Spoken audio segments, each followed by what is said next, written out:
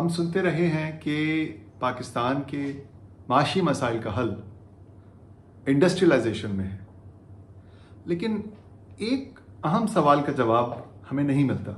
वो ये कि इंडस्ट्रियलाइजेशन से गुर्बत का खात्मा कैसे हो सकता है। और आम तौर पे इस तरह के सवाल का जवाब आपको चीन की तारीख, जो पिछले 40 बरस में जो मुआजिज़ाती तरक्की की है चीन ने, और उसके साथ साथ मईशत की तरक्की के साथ साथ गुर्बत का खात्मा किया है, वहाँ से हमें आमतौर पे इस तरह के सवालों के जवाब सबसे पहले मिलते हैं। तो जनाब, चीन में जो मुआजिज़ाती तरक्की हुई है उसके साथ कोई 30 बरस में 16 करोड़ चीनी बाशिंदे देही इलाकों से और पसमानदा देही इलाकों से उन इलाकों में गए हैं जो चीन के मशरक़ी साहिलों पर स्पेशल इकोनॉमिक जोन्स यानी तरजीहाती माशी इलाकों में जाके फैक्ट्रियों में काम करना शुरू हुए। और इन 16 करोड़ चीनियों की इस नकल मकानी को पूरी तारीख़ इंसानी में सबसे ज़्यादा बड़ी, अमन के हालात में सबसे ज़्यादा बड़ी हिजरत कहा जाता है। क्यों ये हिजरत हुई? इसलिए कि जितनी उजरत एक खेत पे काम करने वाला शख्स पूरे साल में कमा सकता है, वो एक महीने के अंदर फैक्ट्री में काम करने से, फैक्ट्री में नौकरी से कमाने मुमकिन हो गई।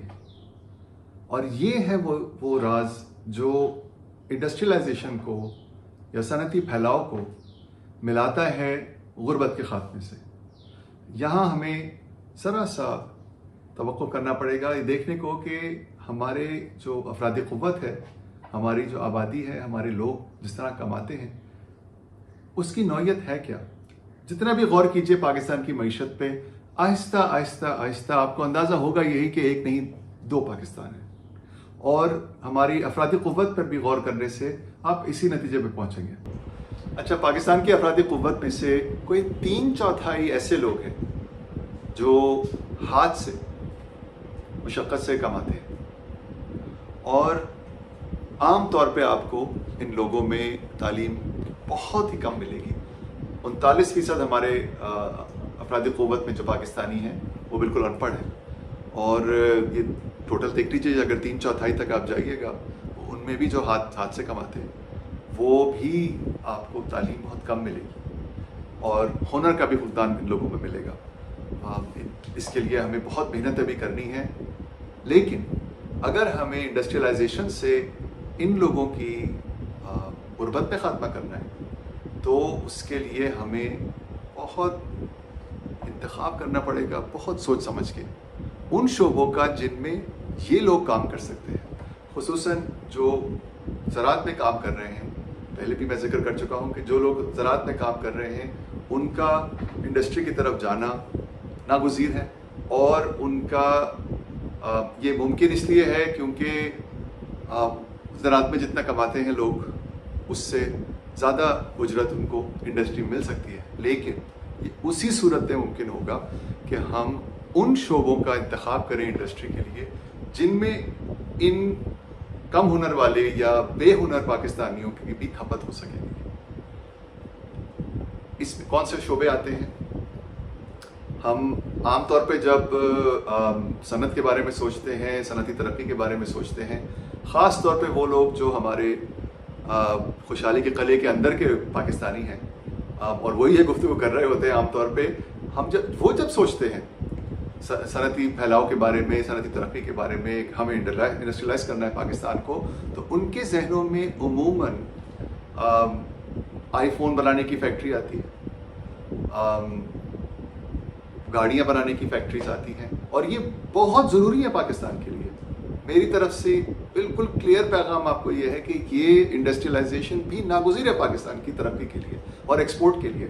लेकिन हमें गुर्बत के ख़ात्मे के बारे में भी उतनी ही तवज्जो से सोचना है जितना हम मईशत के फैलाव के बारे में सोचते हैं। इसलिए जो ऐसे शोबे हैं जिनमें कम हुनर और बेहुनर पाकिस्तानी, जिनके पास तालीम या ना होने के बराबर है, वो किन सनती शोबों में उनकी खपत हो सकती है, वो दूसरे ममालिक से, हम चीन से, वियतनाम वगैरह से सीख सकते हैं।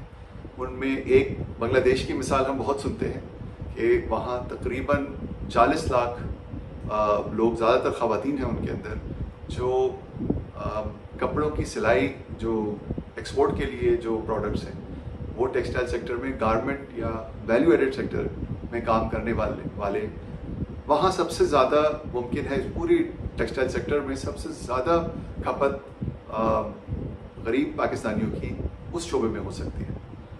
اس کے علاوہ ہم اگر چین کی طرف دیکھتے ہیں 1990 کی دہائی میں، 1980 کی دہائی میں وہ کون سی صنعتیں تھیں جن میں چینی باشندے دیہی علاقوں سے ہجرت کر کے نوکری کرنے جا رہے تھے، ان میں گڑیاں جوڑنے کی فیکٹریز، یہ بہت بنیادی انڈسٹریز ہیں، یا زرعی مشینری کو بنانے کی اور اس کی دیکھ بھال کرنے کی، اس کو چلانے کے لیے پہ کام کرنے والے لوگ، یہ بھی وہ ایک ایسا شعبہ ہے جس میں بہت سے لوگوں کی کھپت ہو سکتی ہے جن کے پاس کم ہنر ہے اور کم تعلیم ہے۔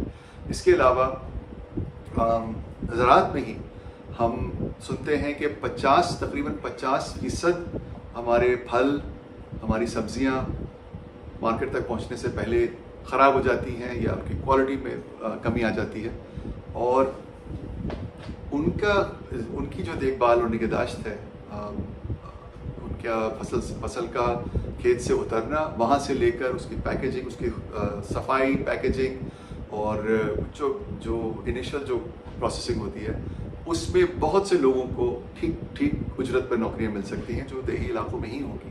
میں نے یہ مثالیں آپ کے سامنے اس لیے رکھی ہیں کہ اس لیے نہیں کہ یہی ہیں وہ چند شعبے جن میں یہ کھپت ہو سکتی ہے، بلکہ اس لیے کہ آپ کو یہ اندازہ ہو کہ اس طرح کے شعبوں کا انتخاب ہمیں کرنا ہے، اور بھی ایسے شعبے ہیں، مثالیں ان ملکوں کی جو ہم سے آگے نکل گئے ہیں، ویتنام، انڈونیشیا، ملیشیا وغیرہ، چین ظاہر ہے ہمارے لیے ایک مشعل راہ ہے۔